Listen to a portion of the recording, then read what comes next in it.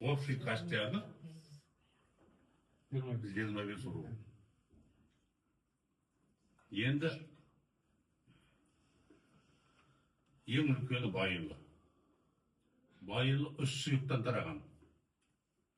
Сұлтан сүйік, Қыдыр сүйік, Бақыт сүйік деп аталады. Соның ішінде жаңа естіп отырмын, Асырқанда деп айтып отқан руларының бәрі Сұлтан сүйіктің ұрпақтары. Сұлтан сүйікке қандай ұрпақтар жатады? Ең үлкен баласы Сұлтан сүйіктің Масқар. Екінші баласы Асқар. Құдағай қазір осыған қайдан туған. Үшінші баласы Тана. Біздер.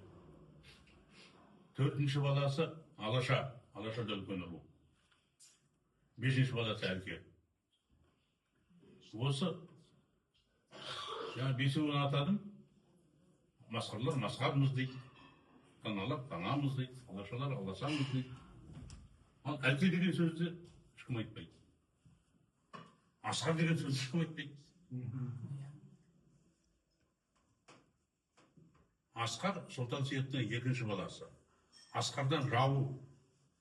Рабудан кейін барып Байбақты. Жаңа Әлтекеміз деп отырсың ғой. Әлтеке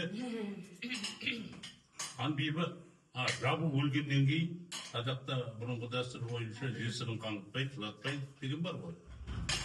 Аға өлсе емген бұра дейді. Қайнысына нетет отастырады. Әмеңгерлікпен. Рабу өлгеннен кейін хан бейбіні Танаға қосады.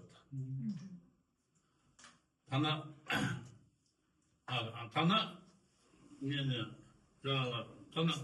қайнысы ғой, Рабудың інісі. Кімнің інісі? Асқардың інісі. Тана қосып, содан екі бала дүниеге келеді. Жанбақты мен Тыңбақты дейді. Жанбақтыдан жау қашты. Мына Байбақтың жау қашысы. Тыңбақтыдан Әлтеке. Мына төремізге де айтқанмын. Ай, сенің түбің жаттау енді айтпай түсіп тұрсыңдар ғой. Жәләтілсін Тананың несі деп. Осылай дәлелдеп келгеннен кейін енді естуін қандай. Танаға қарай бұрғасы ғой. Енді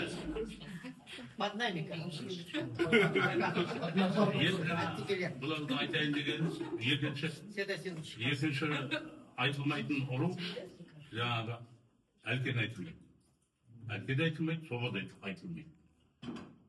Қызылқұрт деген ерінің бір айтады.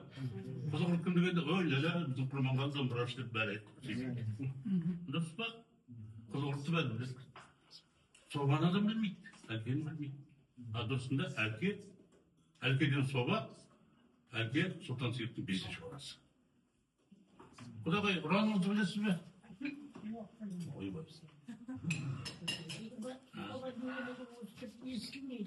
Айтпайды, қызылқұрттар негізі Собамыз деп айту керек қой. Ал енді Айбектен